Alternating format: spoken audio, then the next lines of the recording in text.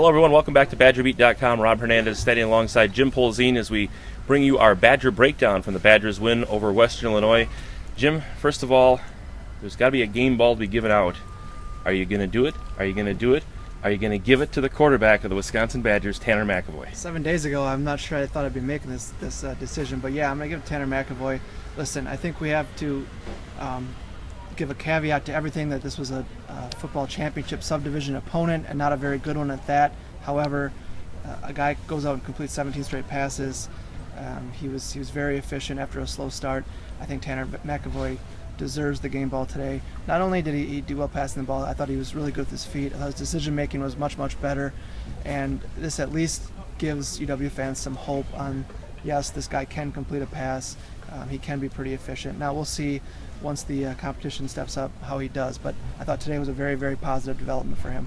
All right, thumbs up, thumbs down. Let's start first with the thumbs up, and a lot of places to go. Which direction do you take it? I give it to Alec Erickson, the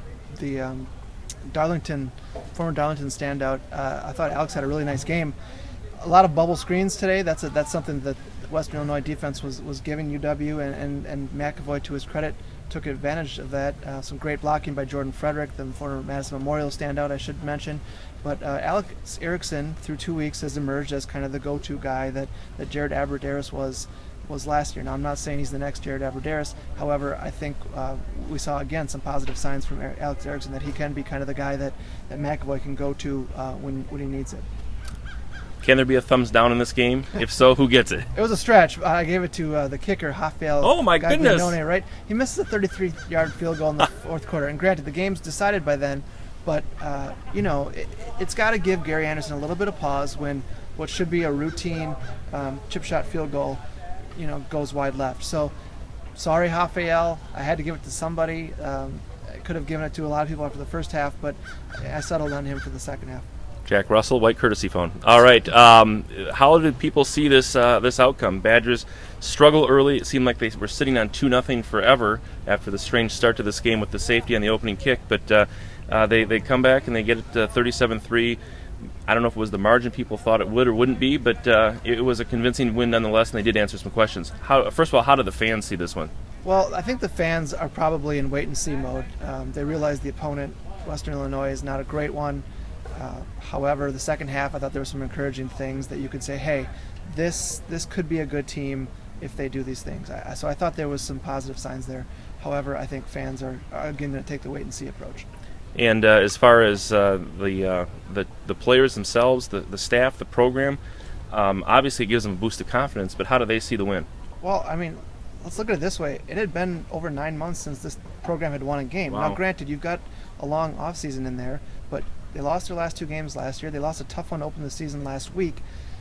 They needed a win. I don't care who it came against. They needed to walk off the field after a victory. And so I think there was a lot of relief and probably more celebrating than you would normally get after a win over an FCS opponent. And the pollsters, the last group of people that the Badgers need to please, how do they see this win? I'm guessing number 18 coming in, it probably won't boost them too much. No, I mean, this pollster saw the whole game, and it's not going to boost them very much. However, I think if you're a pollster out in California or New York who, granted, is not going to tune into Big Ten Network for a 11 o'clock game between Wisconsin and Western Illinois, you probably look at the final score and say, that's about right. 34-point victory, that's about right. So I don't expect a lot of movement. At halftime, I was, thinking in my head about my top 25 poll and thinking about jettisoning the Badgers out of there, but I think I've decided against it, and I'll probably leave them right where they are. You leave the Air Badgers right where they are. Right. Tanner McAvoy has arrived. They have a bye week to get things worked out, and then in 2 weeks we'll see just how far they can take the show. But gut reaction or gut instinct, Jim, what does this win do in the big picture of the season?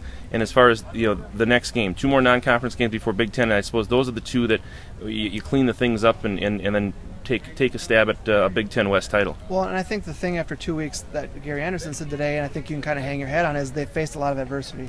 There's not a lot of teams that have faced this much adversity through 2 weeks. They lost a tough game after blowing a second-half lead last week.